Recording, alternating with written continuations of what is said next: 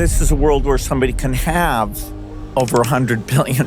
What is that? These fortunes are almost illegitimate unless in a very smart way given back. One of the biggest names in business, tech, and philanthropy. Exploring and investing in innovative solutions to some of the world's toughest problems. Bill Gates.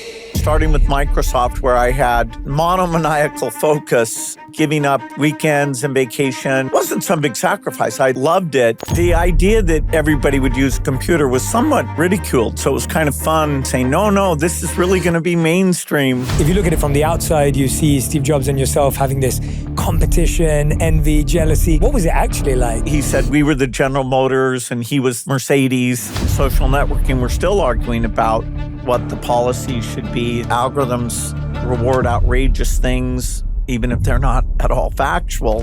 I've always underestimated how incredible my father was. He would say, hey, I'm sorry I worked so hard. And I'd say, no, that was fine. I feel lucky that he lived as long as he did. It brings tears to my eyes because he was incredible. Do you remember one of the final conversations you had with him?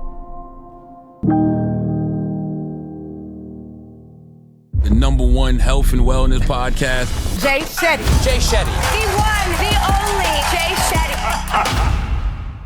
There's so much conversation today, I feel, about work-life balance. Do you think that that sacrifice and that dedicated time was necessary for the levels of success, or would it have been possible in another way? No, I think for Microsoft to be successful, even though we were the first, we had a broader concept of software than the other companies, we needed to be what I would call hardcore.